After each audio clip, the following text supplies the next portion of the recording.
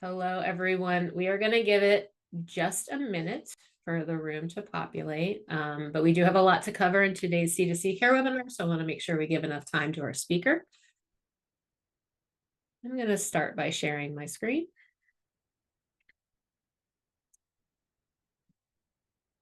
Okay. Perfect. All right. Well, I'm going to go ahead and get started today. Welcome everyone to the last C2C care webinar of 2025. My name is Robin Bauer-Kilgo, and you are here for Introduction to Cemetery Care. We're going to be running from 1 to 2 p.m. Eastern. I'm going to be doing just a quick introduction, and then we're going to go ahead and, like I said before, throw this to our speaker today. Again, my name is Robin Bauer-Kilgo. I am the C2C Care Coordinator. That is an email address you can reach me at if you have any questions about our program. And with that, I should also add that I am located just outside of Washington, D.C. in Silver Spring, Maryland, where it's finally turned cold because it is wet and rainy today. So I'm hoping people in my region are staying dry and that everyone else is experiencing maybe just a little bit of cooler weather. This is our home on the web, connectingtocollections.org. On that website, you can find a full past history, basically, of C2C Care. C2C Care has been around for over 10 years. So there's quite a past history of webinars on there. I would encourage everyone to go dig around in there if they have any interest in collections care questions. We also have links to our courses on that website. The courses are slightly more deep dives into subjects. Maybe you want to learn a bit more about something. And so those are like a series of webinars that are put together underneath a course structure. So you can investigate there. You will also see a link to our community. Our community is a place where people can ask direct care questions of our monitors, and then they can hopefully get some really good answers on how they will always get really good answers on questions they might have. We have a fabulous group of volunteer monitors who will go out and help you find answers to those questions. And we have also a wonderful group of experts who provide expert resources on how to answer them. So I would encourage everyone to go check out that community if you have a chance. These are our two homes on social media. We are located on Facebook and on LinkedIn. C2C at C2C Care, I believe it is on Facebook, and we're underneath the AIC portfolio on LinkedIn. On both of those sites, you will see announcements on webinars and upcoming programming we have. We also wanted to do a real quick shout out. We wanted to thank an anonymous donor in the Samuel H. Kress Foundation for stepping in to support this webinar and other C2C care programming, which is allowing us to continue it through the end of the year. I'm also happy to announce that we will be continuing programming starting in early 2026. We're currently working on some ideas, so you should see some announcements soon on our website about 2026 programming. And we also ask that, if you've benefited from Connecting to Collections Fair, please consider donating directly to our program. If you scan that QR code on the website or on the presentation right now, you will go directly to a page where you can donate directly to our program to continue our session. So I would encourage you to go check that out as well. A couple of quick technical reminders on today's program. You can communicate to us via the chat, which it looks like people are already starting to do, which is well appreciated. The chat is really there to say hello, say maybe where you're located. That's always fun to see. But you'll notice that the chat turns into a bit of a stream of consciousness. So with that in mind, we ask that if you have any questions for our presenters, you please direct them to the Q&A box. It allows us to track the questions a little easier. We are also recording today's program. So if you have to dip for any reason or something happens, no worries. We will have a recording of this entire program up on our website, probably closely within 24 hours of the live event. So I would encourage you to go out there. The website registration page for this program also has a link to the presentation that you'll be seeing today and a link to resources. And lastly, we have enabled the AI transcription to happen on this webinar. So if you need that service, just hit the CC button down at the bottom and the transcription will be going along. So I would encourage you to take a look at that as well. So with that, I'm going to stop sharing my screen and I'm going to introduce today's topic and our presenter. Today's webinar, I guess just in time for Halloween, is a bit about cemetery care and how you should go about doing that within current standards. Our presenter today is Jason Church, who is Chief of Technical Services at the National Center for Preservation Technology and Training, NCPTT. Jason, you are welcome to start whenever you are ready, and I will see you all in the Q&A period at the end of the session. All right. Thank you, Robin. I'm going to switch over to my PowerPoint. All right. Does that look good, Robin? Looks perfect. Awesome. Thanks, everybody, for coming today. So just in time for Halloween. Cemeteries, of course, don't have to be a seasonal favorite place to go. I'm sure a lot of you, like myself, every time we travel, go anywhere, always go to cemeteries, love them. Been doing cemetery care for close to 30 years now. So yeah, it's been a long road. Really enjoy it. So I'm hoping to talk to you a little bit about it today. This is very basic, very intro. These are all subjects that I speak on regularly and in much greater detail. So it's always hard for me to condense it down. I will do my best. But please, at the end, you'll have my email. Feel free to email me questions, send me pictures, things like that. This is what we're here for. I'm really happy to help anyone that we can. So I'm going to dive right in. Cemetery basics. Why do we? It's not a bad thing. Okay, there you go. Why do we preserve cemeteries? And so, as conservators and people who are caring for historic sites and cultural resources, we really want to think about everything that we do. Is it going to last for a long term? I want to preserve this for my children. I want to preserve this for my children's children's children. So we want to think about everything that we do, from regulations that we might do, or maintenance plans that we might, or cleaning that we might do. We want to make sure these are long-term goals and long-term effects. So why are we even interested? So one of the big reasons, I teach classes, so I've been teaching classes for more than 20 years now. And this is really what originally a lot of people came into the classes for, is genealogy. Genealogy is this huge pastime in America. It's really grown in leaps and bounds over the last few years. So a lot of people come to cemeteries for that. This is the place to get a lot of genealogical information.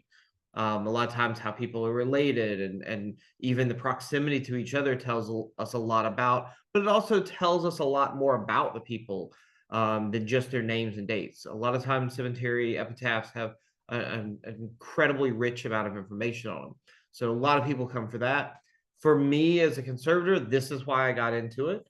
For the artistic, creative, and technical values, you're going to find just about every material, especially every building material, you're going to find it in the cemetery. Terracotta, frescoes, stained glass, bronze, copper, stainless, every kind of metal, every kind of stone, masonry, stucco, it's all out in the cemeteries.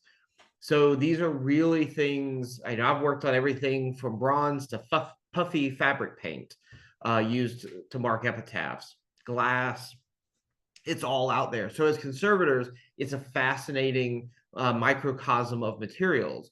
Also, for the public, one thing to think about is the cemetery really is a public sculpture garden.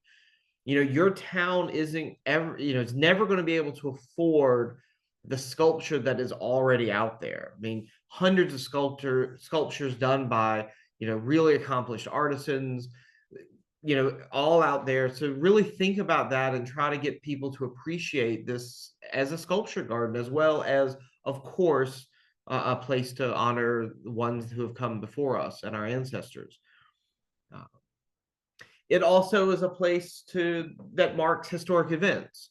I love working with youth groups and taking youth groups out to cemeteries. I do it all the time. And it really gives them a tangible link to our past. This isn't an abstract thing. These people who lived long ago, who did this thing, they're there. And this is the people, and this is the event. Everything from, anyone, my age or older are going to remember where they were when the Challenger blew up. So, me getting to see and work in the cemetery where the Challenger crew is buried was a huge thing for me. The other picture I'm working on, the U.S. Arsenal explosion, was one of the largest civilian casualty events during the Civil War, all women and children that were working at the U.S. Arsenal. So really makes that literally a concrete site for these historical events. Also, personal stories. This really drives me. Even when you go into a national cemetery and there's 20,000 graves, there's a story behind every one of those, and every one is worth telling. So as historians and preservationists, that really drives me to go back out in the cemetery and want to care for these graves, because I want to know who were these people. I use this example all the time because I just love it. This is a Chalmette cemetery in Chalmette, Louisiana.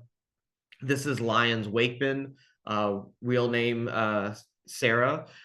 So woman in the Civil War, cut her hair, put on her brother's clothes, joined, bound herself up, joined as a man, made it through the war, and wasn't discovered until she was killed in battle. And luckily, she wrote letters home to her mother and kept a journal. So if you look up Lyons Wakeman, do a quick Google search. There's a whole book published of her writing as Lyons Wakeman during the war, and all the things that she went through and things like that. So just one headstone among the 2,000 on this side of the cemetery, but an important story, and everyone there has an important story. So one of the things we want to talk about is, how do we get started?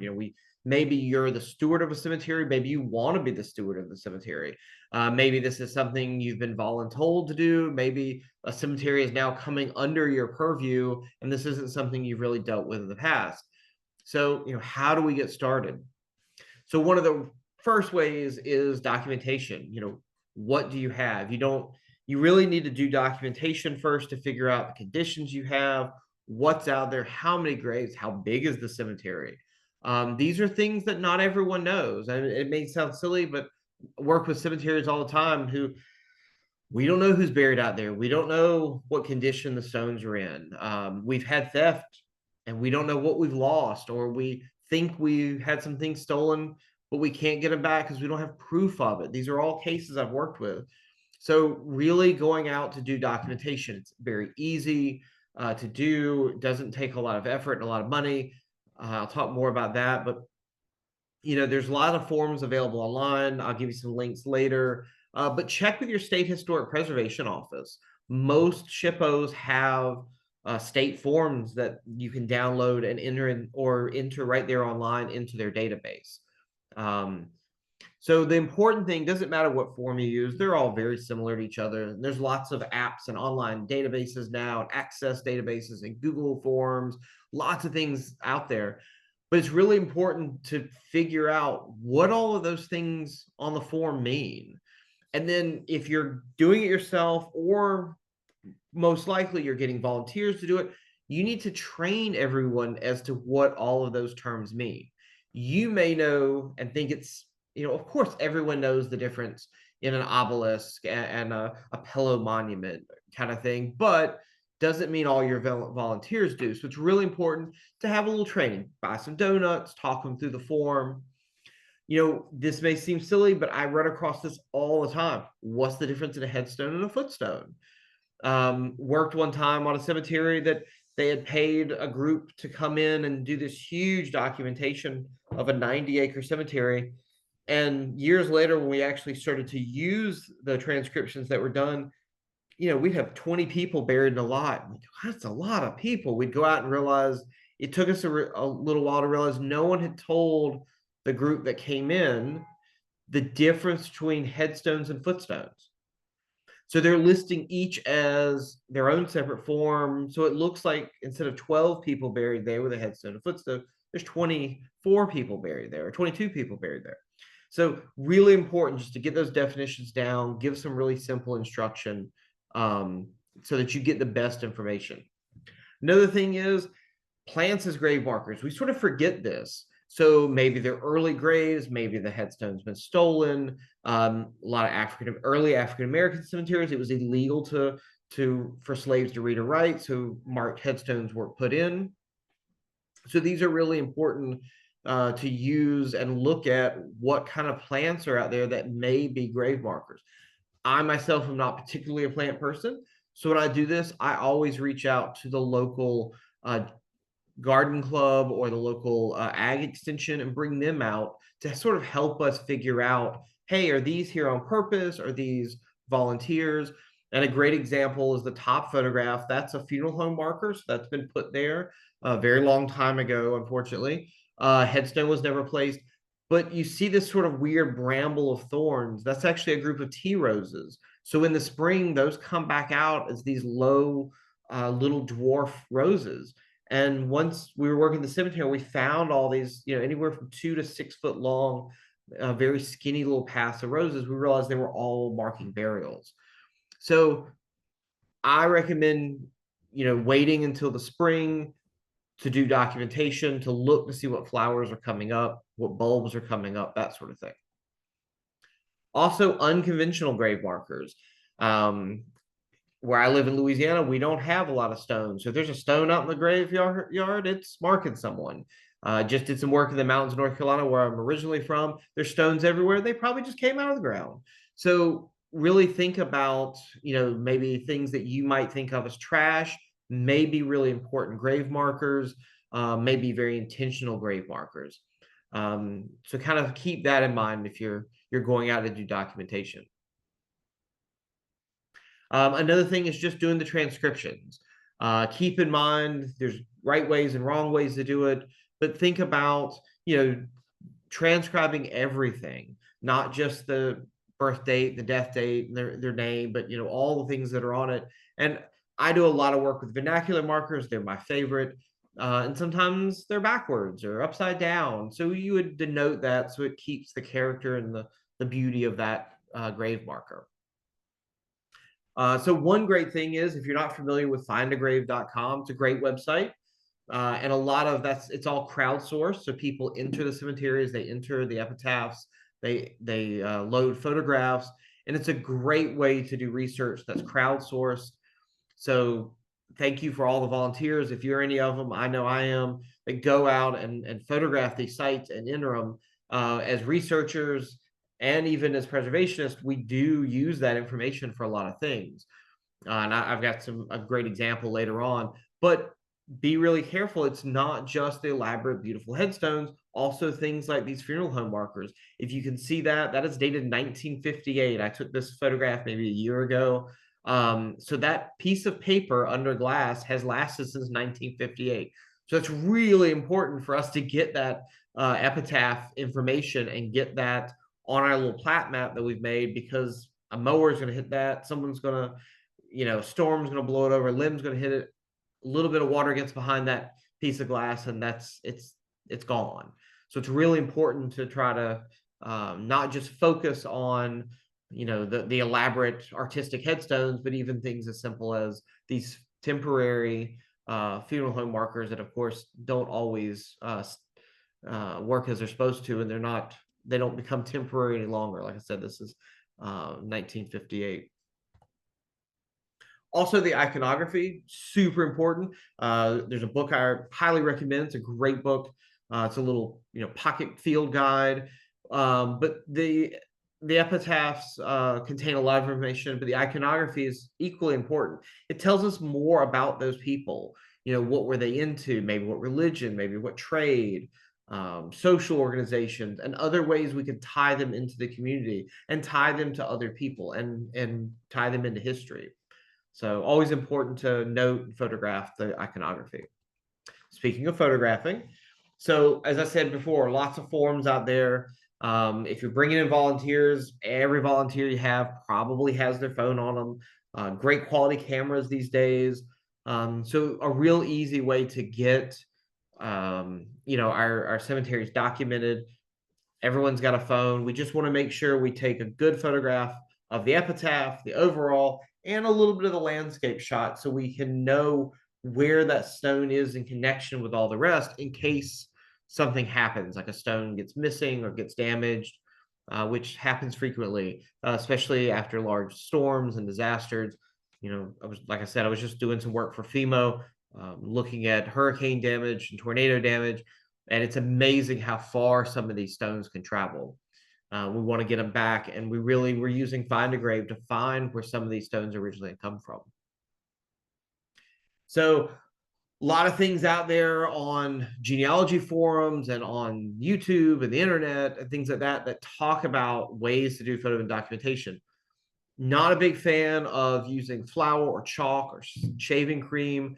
And the way these work is people will spray or put it all over the stone and then wipe it off, and it leaves the chalk or the shaving cream down in the epitaph for taking a photograph.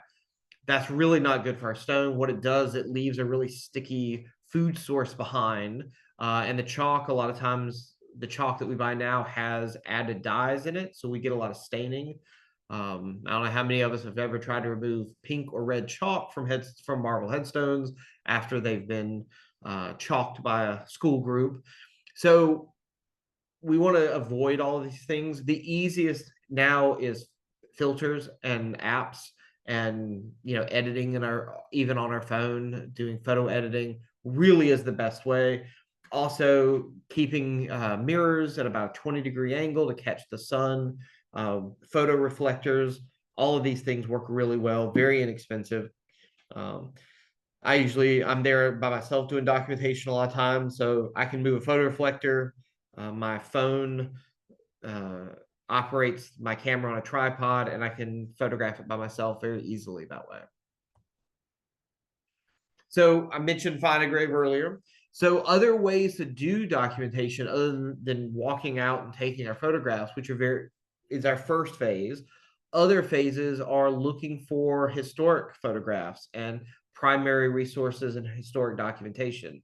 Maybe there were field guides or tourism guides or postcards made for your cemetery if you have more elaborate ones, but also historic photographs. This is a great one I found. I collect historic photographs of cemeteries, have for a very, very long time. I think I picked this up in like the 8th grade.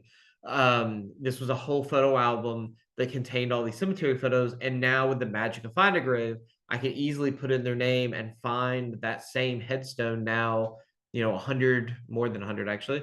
120 years later, I can find this headstone. And it's amazing to see all the names that have been added. We've got 4 more people added to this headstone than when this photograph was taken. But notice how the cemetery has changed. The trees are all gone. The wall that's around the lot is gone. And even headstones that are prominent in the photograph no longer exist. They've been lost to time. Maybe they've been replaced with smaller flat granites. Maybe they've been stolen. Maybe a tree hit them and they tossed them out. Who knows? But it's a great way to track how the cemetery has changed. Oops. Another way that people don't think about much, but I think is fantastic, is oral histories. So I do a lot of these. We said before, it's very important, not only the stones themselves, but who do they mark? Learning a little bit about that intangible side of the cemetery.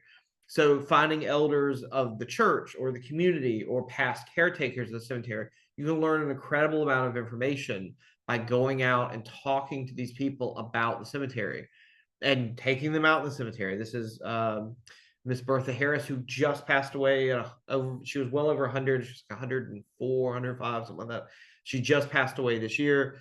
Took her out. She knew who every unmarked grave in the cemetery was. She was able to tell us the plants that mark graves. That's actually a grave marker that she's talking about and picking the leaves off of. She told us, I was expecting some deep-seated meaning behind that particular flowering bush. And she said, no, these were out of the lady's front yard, and we knew she loved them, so we brought them out here and planted them at her grave.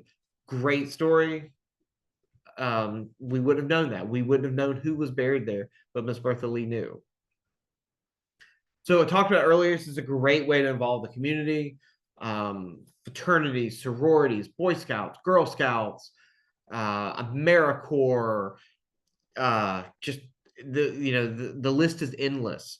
DAR, UDC, there's groups everywhere just looking for projects, and people love the cemetery. I often say I think cemeteries are the gateway drug into historic preservation.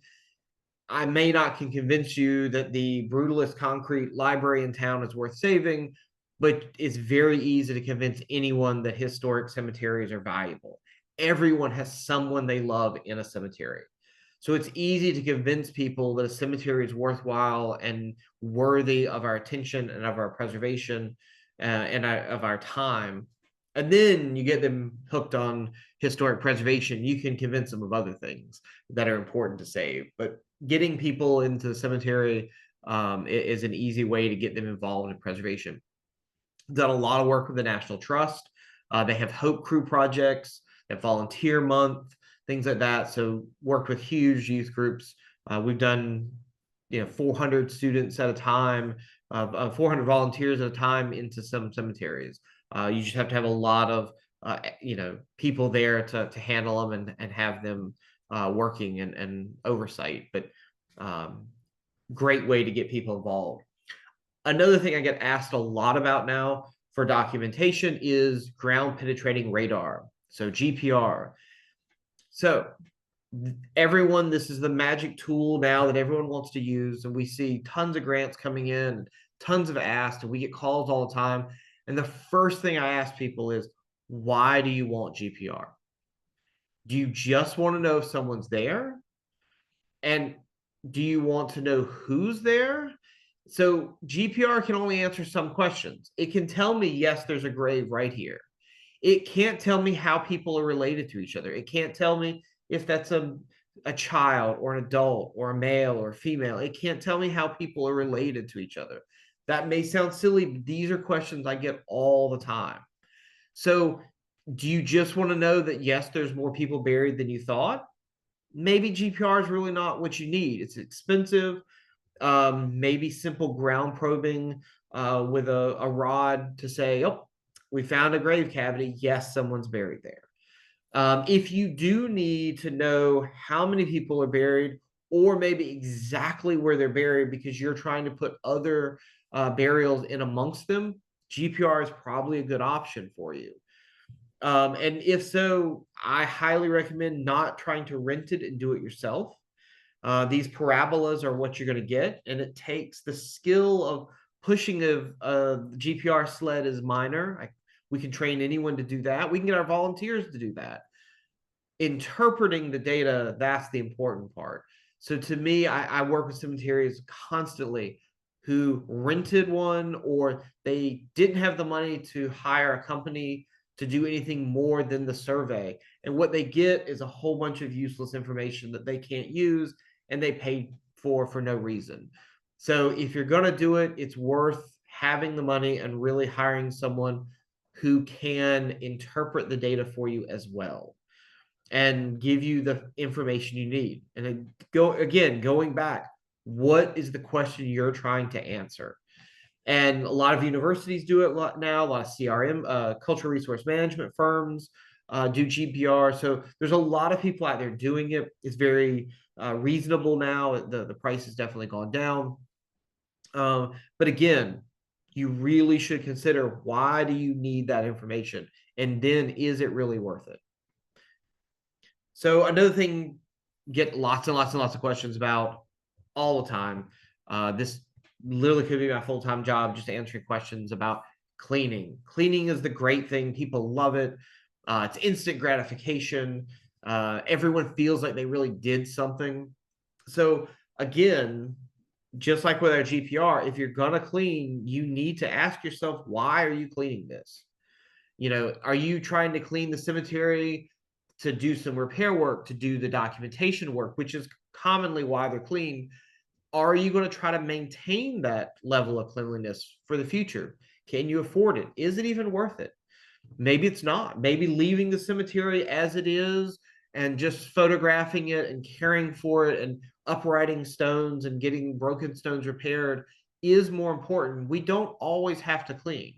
Maybe cleaning isn't the aesthetic you're looking for. A lot of people really like, the historic aged cemetery look. So that's something you really need to think about. Are you going to try to maintain, your cemetery? You probably won't ever have the funds or the willpower to try to maintain Arlington. Even Arlington can barely maintain Arlington, and it does significant damage to the stones to maintain Arlington at that level of cleanliness.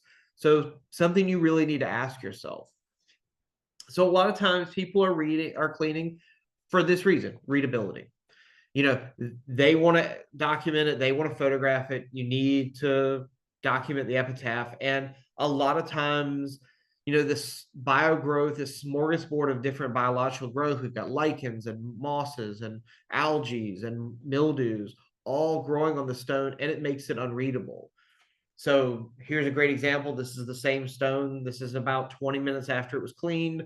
Boom, we can get our photograph, we get all of our epitaph information, and maybe we never need to clean it again. But it was cleaned for readability so that it could be transcribed. Also, we clean a lot of times for repair work. We can't reset a stone or put a break back on dirty surfaces. So we have to clean it for that reason. So a lot of times I'll only clean a stone if we're going to repair it. Maybe something's happened. Maybe there's been a flood or a stone's fallen over and you had to reset it. And maybe all you have is just general dirt that you just need to remove for that one-time event, which is pretty common. If you do have metallic staining, this probably shows you, for example, the one with the ship, there was a big bronze anchor. Unfortunately, it was stolen, but we see all this metallic staining. The other one with the red staining, those were two ferrous pins were holding this in. When you do have metallic staining, this is something you need to hire a conservator. You need to call a conservator.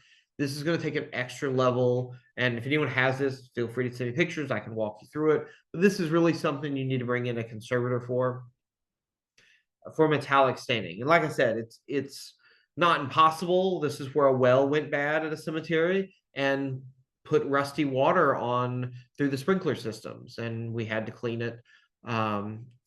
Able to clean it, no problem. But again, not something we could just grab, a standard cleaner and try. It's not going to work. We have to use specialized chemicals. And this is really something you should call the conservator in for. The last thing I'm going to mention that absolutely 100% you need a conservator for is vandalism. Now, this is a big reason a lot of cemeteries you need to clean. We got to get rid of this. Not my photographs, not the photographs I'm showing you because I don't want to show it, but we get a lot of calls that are hate crimes. They're sending a hate-fueled message. We want to get that graffiti off right away. And in my opinion, we don't want to call the police. I mean, the news, apologize. We do want to call the police. We want to photograph it. We want to report the crime. But I'm not a big fan of calling the news station because that person's message then gets out and everyone hears what happened and everyone's thinking about it. And we know statistically, and I've worked on plenty of these cases, we get copycat crimes.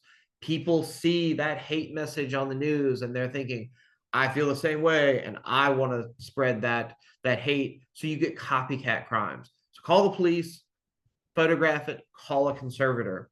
The reason I recommend calling a conservator and not trying to do this yourself, so maybe wrap it a tarp, put plywood around it, but calling a professional, is there are huge amounts of factors that change how we take paint off of stone. Stone type, condition, surface condition, the temperature, the moisture level, how long has it been on, what kind of paint was it? That's a huge one. What color was the paint? All these things really change how we as conservators treat that. So again, this is really something, call in a professional, don't try it yourself, wrap it up, call the police, get it photographed, let them do their job and hopefully find who did the work and try to remove it. All right, so the last thing I want to cover is biological growth. And this is what 95% of everything we clean is This is just biological growth. We have, red algae, we have black mildews, completely discolor the stone. Some biological growth can damage the stone. Most don't. Most are it's just an aesthetic thing, but some can actually digest, especially calcium carbonates, and eat into the stone. So we want to remove those. And for biological growth, the easiest thing is a biocidal cleaner. So, most biocidal cleaners, you got a biocide and a surfactant additive that so you can get all sudsy. You'll have a detergent that'll remove the dirt itself, and then it has an added biocide that will kill that biological growth. So with a biocidal cleaner, we'll see, for example, in these photographs, we're using a product called D2. When we're using a biocidal cleaner, a lot of times you'll see a color shift.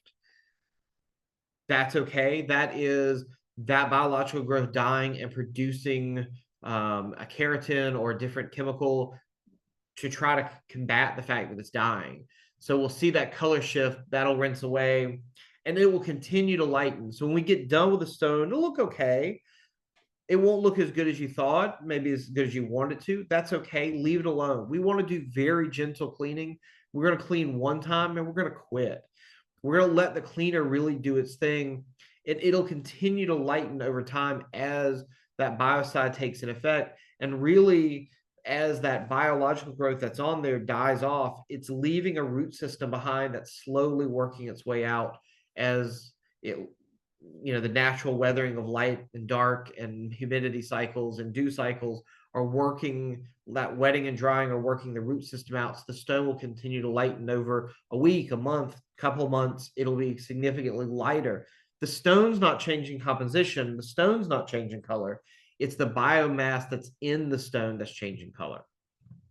So when we're thinking about cleaning, we want to think about, are what we doing accelerating the deterioration of the stone? If so, we don't want to do that.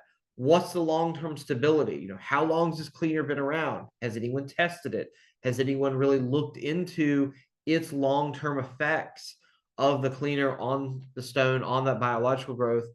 And, is it safe? Is it safe for us? Is it safe for the stone? So what we do recommend is just low pressure washing. Let's say low pressure. So anything under about 300 PSI. 300 is about twice what your water hose coming out of the house, if you have a new house. So on some things, that's still too much. So for example, on the stone I'm showing here, this is a limestone that's got heavy, heavy gypsum crust. I would never spray that with anything more than a pump sprayer with misting, because that is, even if you hit that with a water hose, you would do significant damage to the stone. So we really have to think about, yes, these are stone and they're really hard, but they're very friable. They're very fragile. They've been weathered. They've been manipulated by man. They've been beat on and carved. A lot of them are very, very fragile. So for this one, for example, spray mister would be it. I wouldn't even, try to hit this with something like a water hose. It would definitely do damage.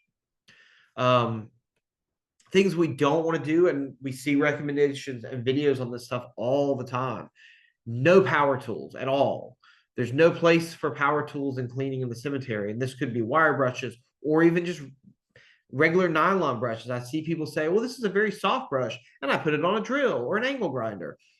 That's way too much power behind it. You can't feel how hard you're pushing on that. You're going to do damage. So we really want to try to stay away from that.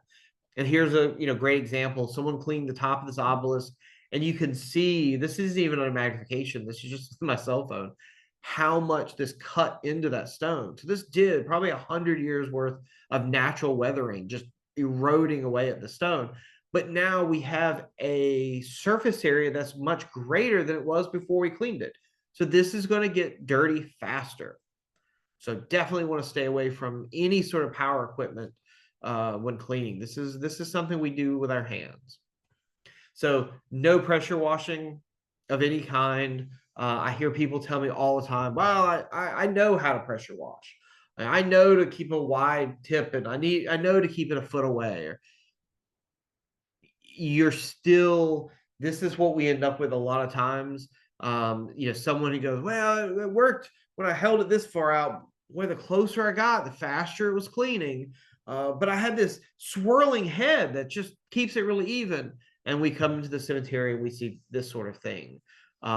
So definitely want to stay away from those. We also don't want to, we want to really be careful against using bleaches and acids. These are all things that were common in the past. People still use them. You're going to get a lot of sugaring, delamination from the stone. Things like muriatic acid really eats away and etches into the stone. And you'll see these odd colors, especially something like muriatic acid that was used a lot in the past. And a lot of people still use it. It does tremendous amount of damage to the stone. And you'll get these sort of color shifts. This should be a white marble. This is Carrara marble from Italy, so this should be a very white marble. But you get this weird brown look to it. That's the free metal ions that are in muriatic acid, because it's a byproduct of the steel industry, what you buy now at the hardware store, and that's all migrating in that stone. So now we have this ion, this metal layer that's leached into the stone, as well as, if you can see, this really weird crazing where it's eating away at the stone. So really be careful. No bleaches, no acids. Really keep those away, especially from calcareous stone like limestone, marble, sandstones, things like that. So anything we do, we want to do no harm. Simplest means necessary. Maybe it's just water. Maybe we got a little bit of dirt on it. We're just gonna put some water on it. Follow manufacturer's recommendations and safety. So gloves, glasses, and whatever it says, and exercise patience. I know a lot of you conservators. I'm preaching to the choir here, but this stone didn't get dirty in a day. It's not going to get clean a day. It's going to take time for that biocide to work through it.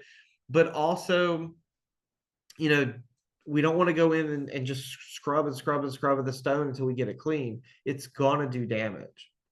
So I like to get the stone wet first.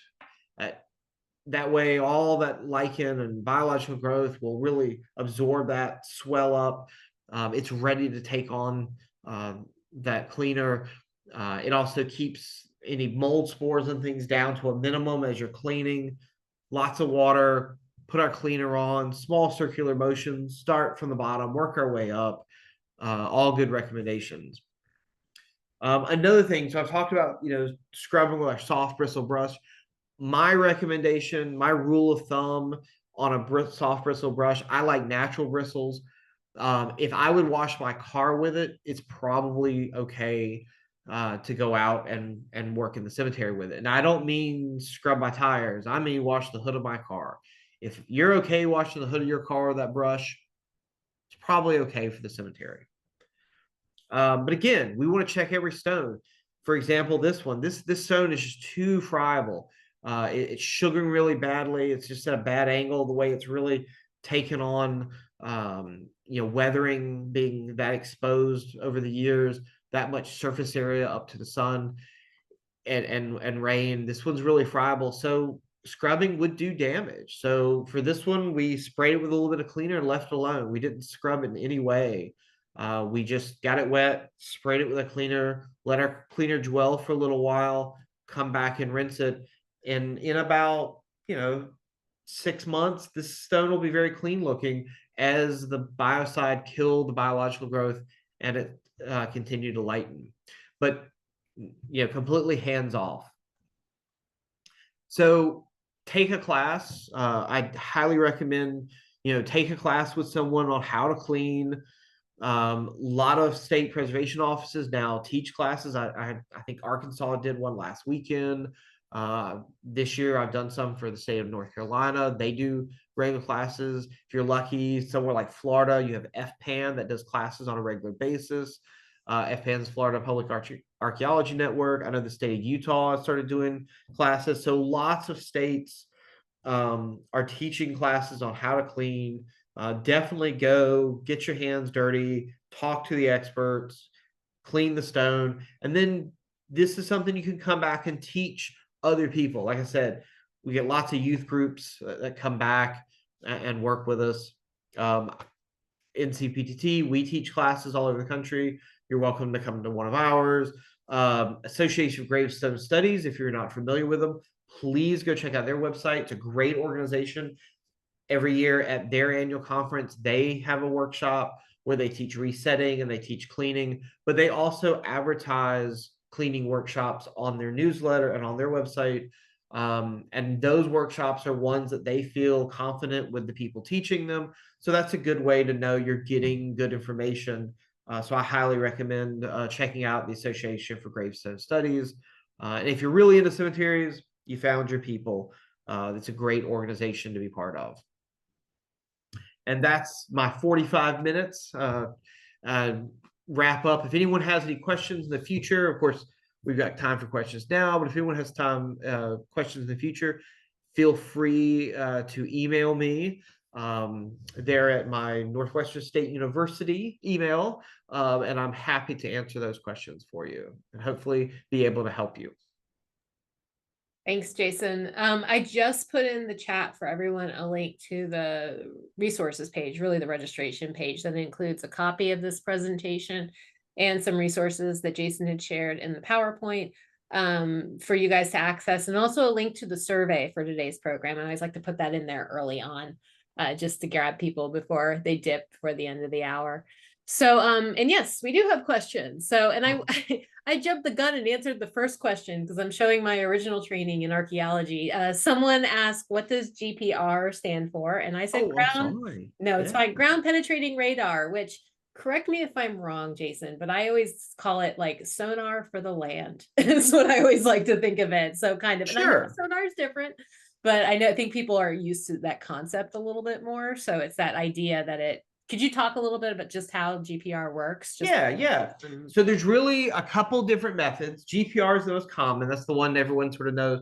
But there's also resistivity and magnetometry. These are all methods for what they call, we're investigating what's under the ground. And graves are pretty easy to find. A couple things. If you're buried in a metal casket, cha-ching, everything's going to ring and it's going to really see that metal casket. If it's old enough, it's, the casket's going to be long gone. The body is probably maybe even long gone. Bodies don't survive. It's not like TV where you always pull out a full skeleton. I've had to intern plenty of people. You just find fragments sometimes, depending on the acidity of the soil and that sort of thing. But what you're going to see is that cavity, that grave shaft, because that's disturbed soil. Everything's looser than it was naturally when it formed. So that's what it's looking for. And someone asked, so I'll go ahead and answer the next question. Do different types of ground materials like clay and gravelly soil, things like that, make a difference for GPR? And it does. So how much moisture you have, how compact your soil is. So talking to someone like a CRM firm, so a cultural resource management firm that does this on a regular basis, is really important, because they could come out in your cemetery and go, yeah, this really isn't going to work. If you have a really tightly packed cemetery with lots of roots and lots of trees and lots of headstones and footstones, GPR might not work for you at all, because it needs that open ground to ride on. So they should be able to tell you, magnetometry is going to work better in your site, or resistivity would work well in your soil. Like resistivity doesn't really work well in really wet soil, but real sandy soil, yay, it would work great. So really coming up with a good qualified CRM firm in your area, and there's lots of them out there. You could talk to your state historic preservation office or your state archaeology office and say, hey, who in my area does this kind of work? And with anything, and I don't think people do this enough in preservation, you would do this at your house. If you wanted your house painted and someone just knocked on the door and said, hey, I'm a house painter, you would say, well, what's the last house you painted? I'd like to go look at it. Ask for that. Hey, do you ever report the last cemetery project you did? I'd love to read that. If they don't want to give you that, there's probably something wrong. Yeah, that's a great point. They should be able to say, oh yeah, here's the cemetery we did last week, here's the report, so you can kind of get an idea of what you will expect to get delivered at the end of your survey. Yeah, that's a great point. And I'll say that I again showing my late 90s education in this is I originally lived in Florida, and so I will do a big shout out to the folks down in Florida doing this kind of research with like the archaeological networks like FPAN and stuff like that. They're great. And I had early training in magnetometer and all that kind of stuff. And the soil really does matter. Obviously, Florida is very clay based, and it was always fascinating to see like what worked and what did not work. So talking to experts in your region is huge with this. And heck yeah, shop around. There are a lot of, I mean, why not? You know what I mean? Like you have to understand most of the people who do this are very passionate about it, so they're going to want to get you the best results you can. So that's something to think about as well. Absolutely. All right, so I've got them Go up. for it. I'll pull down. So one question: if you're using water, should it be deionized water? Um, Not really. Yes, I would use deionized if we were working in a museum. But the reality is, these are outside. They're getting rained on. They're getting wet and dry every single day. Unless you live somewhere, in the desert that's not getting much rainfall, most of the eastern seaboard and the Midwest and the entire South, these stones are getting wet every single day with dew and rainwater. Definitely, I recommend filtered water. Don't, you know, I rarely use the water that's available in the cemetery. A lot of times it's really rusty. Maybe your city water is super over chlorinated. So, be careful the water that you do use, but I don't really think it needs to be deionized. The half gallon I put on it for my cleaning is not going to equal the rainstorm that's coming in a couple of days. So really not a huge issue for us. But again, be careful. I would watch and be careful at that cemetery, run some water in a clear glass, look at it. If it's yellow, if it's brown, you want to avoid that. I usually bring in water when I'm doing projects. Most cemeteries I work in don't have water anyway. So I usually bring it in. All right, another question. How can I find a qualified cemetery conservator? That's a really hard one. Again, talk to your state historic preservation office. See if they have recommendations in your area. Talk to other cemeteries. Go look at the work. Are you happy with what you see? Um, you know, is this someone just driving around saying, "Oh, I can do that. I'm a mason. I can do that. I'm a mason." And I know that what I learned as a mason doesn't really apply to the things I do in preservation. I was a mason before I learned preservation. I was a stone mason, and we don't use the same materials most of the time. So they sometimes these things don't really cross over. I do a lot of work with monument companies, and I'm not saying anything bad about monument companies, but they work on new materials and they make new monuments out of different materials that historically were available. So a lot of the times their work also doesn't translate over. So be really careful with that. Um, Association of Gravestone Studies is a great place to ask. Do they recommend anyone in your area? But really kind of look to see who's doing the work. Talk to other cemeteries. If you find someone people recommend, ask them, can I see your reports from the last cemetery you did? If they say, well, I don't write reports, that might be a red flag right there. Also ask them, I'd like to see in your report everything that you used, not just I cleaned it. What cleaner did you use? What mortar did you use? So these are all questions that you need, and this gets into a much bigger a topic for a week-long class. What mortars are used? Should you use epoxy? When? Where? There's a lot of questions like that. But start with your state historic preservation office. Okay, so Sam just asked a really important question that I did not cover, and I super apologize. So Sam just asked, is it true that permission from the family of deceased should be attained? Yes.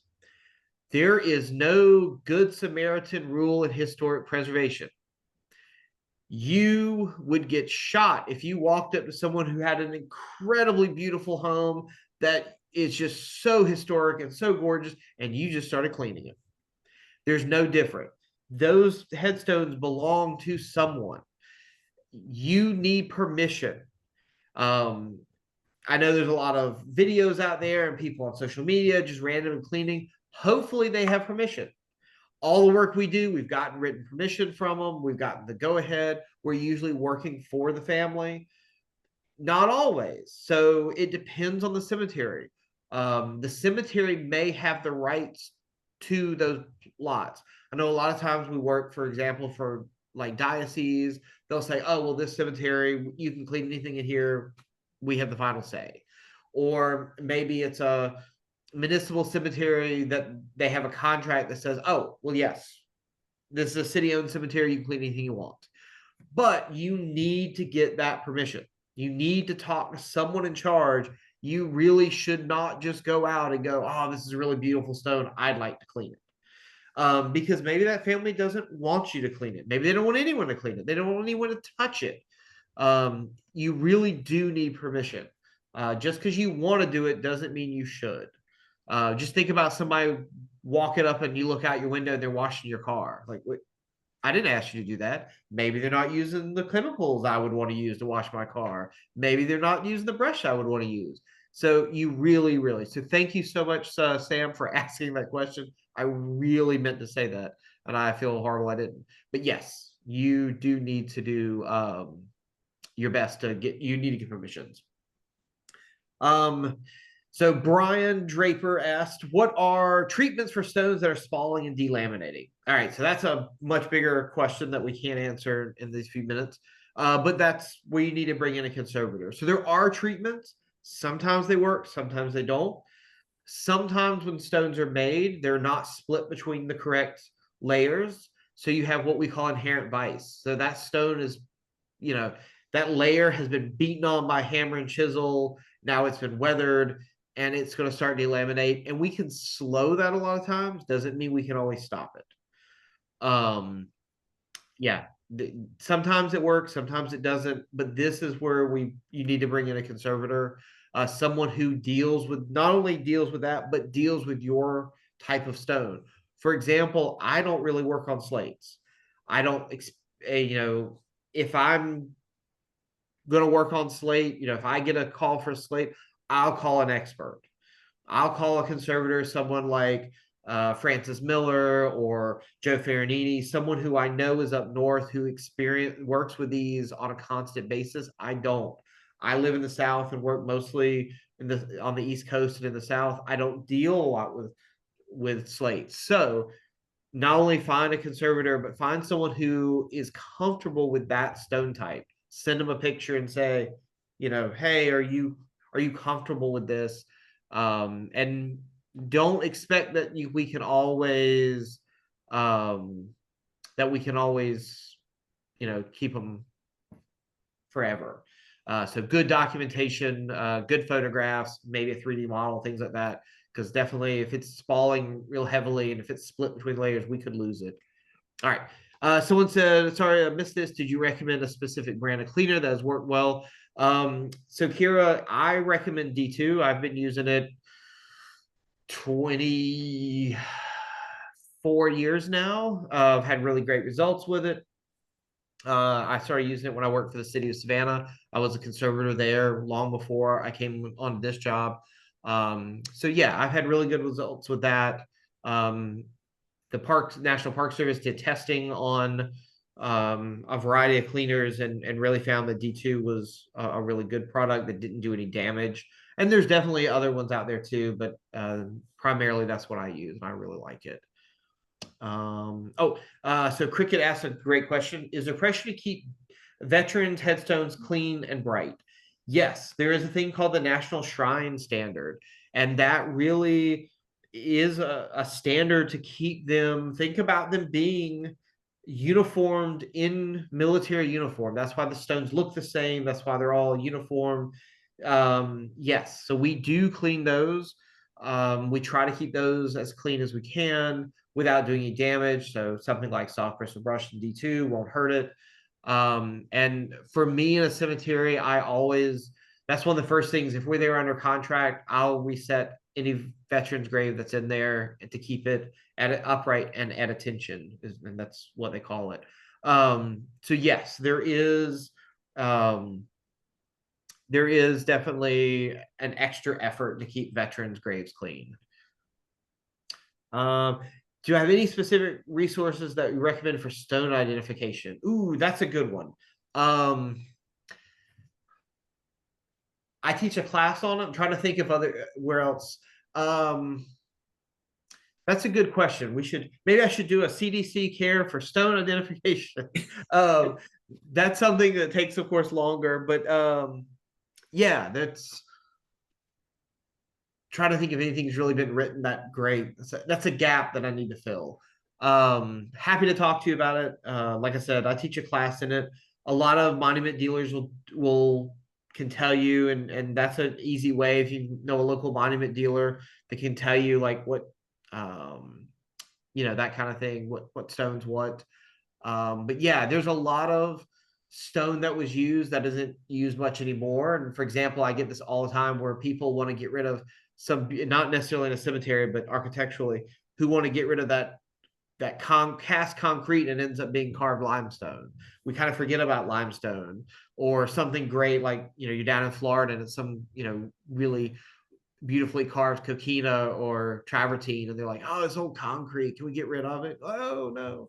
So yeah, sorry I don't have a very good answer for that, but maybe that can be a future webinar. Yeah. All right, I know we're running out of time. Let's see if I can get these last two. Have you had to deal with older cemeteries have sunken graves either from soil settling or animals digging under the cemetery? Oh yeah. What's the best way to manage those divots for safety? Okay, what if the divots are the only things marking burials? So we have a multi-part question. So have I had to deal with that? Absolutely, you bet. So animals love to dig under and burrow under headstones, especially big monuments and flat ledgers, because they thermal mass. So the sun comes out all day, you get a super warm stone that makes a great roof for your house. And it keeps you warm all day. So groundhogs, prairie dogs, gopher tortoises down in Florida, lots and lots of things love. I just worked on one of those cemeteries. That was fun. So lots of things love to burrow under the headstones. So for that, fox dens, all kinds of stuff. So we just want to run the critter out if we can. Maybe we can't. So for example, the cemetery I worked with gopher tortoises.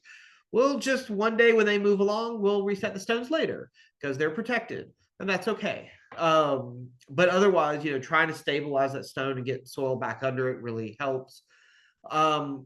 So really important, the divots, you make a great point. A lot of times the divots are the only thing left from sunken graves that mark those burials. So those are really important things we want to map out. We want to draw on our map and we want to mark those, because and then if you're doing a lot of work or you're trying to start doing a lot of maintenance, we want to bring in soil and fill those in. And we just want to bring soil from the area that'll match, and we start to fill those in, but we've mapped them really good so we remember where they are.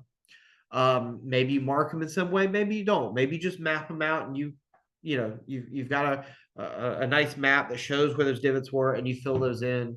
That helps people from twisting ankles, mowers from breaking wheels, that sort of thing. But yeah, usually we try to fill those if you're going to be doing work. If the cemetery is going to stay, sort of, I don't want to say abandoned, but if it's going to stay with a real low maintenance, maybe we don't. Maybe we just put up a sign that says be super careful in the cemetery and we leave them alone. Because anytime you see those divots, don't step in them. It's a pretty good chance you've got a hole there that leads to someone's grandmother. So be really careful stepping in those. All right. So last question. Sean asked, do you have parameters for a good grounds crew? That's a really difficult question to answer. The first one is finding people that care, and people who care more than just I'm collecting a paycheck.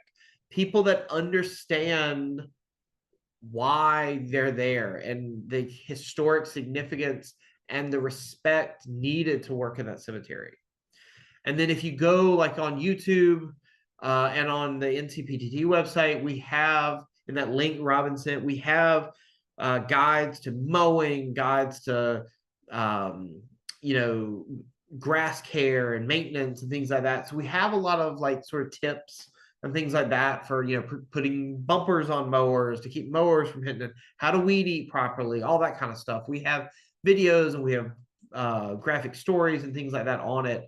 So that's some good tips. But I think the most part is making sure that the people working there understand the reverence and the importance of the cemetery more than just, hey, I punched a climb clock, I mowed some grass, and I left.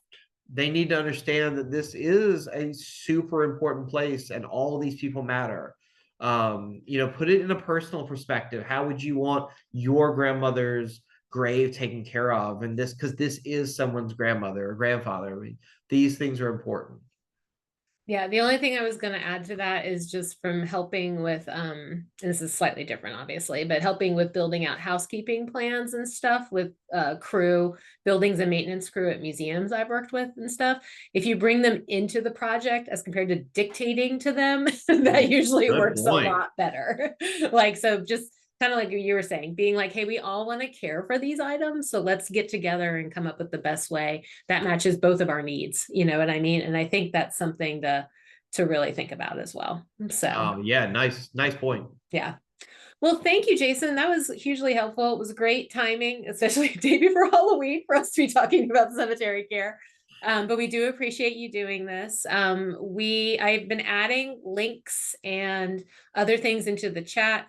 So I would encourage you all to go take a look at those. What else? We are recording this webinar, so we'll be posting it again about 24 hours after the live event, so you guys can take a look at it there. Do you have any other final thoughts for our audience in general, Jason? Everyone go out and check out your local cemetery and enjoy it as a beautiful artistic space. Agreed. Yeah. I always I think there's a bunch of us who that's like one of the things that whenever I see a tour of a cemetery come up anywhere I'm at, I'm just like, yes, please. Like I will go check out that cemetery and see. And especially just real quick, someone put in the chat about stone choices and how they're regional. And I think that's something that is a very good point. And also the point of just like cemeteries are regional too. So like to me, it's fascinating to be like, this is what they look like in the South. This is what they look like out west, like just the different artworks and styles you see on like Absolutely. cemetery practice. It's something else to just look at and compare as well. So Yeah, absolutely. so great. All right, well, everyone, have a great rest of the year. Stay healthy, stay safe. We will see you in 2026. And yeah, I hope everyone has a great holiday season, and we will see you in January. Thanks, everybody.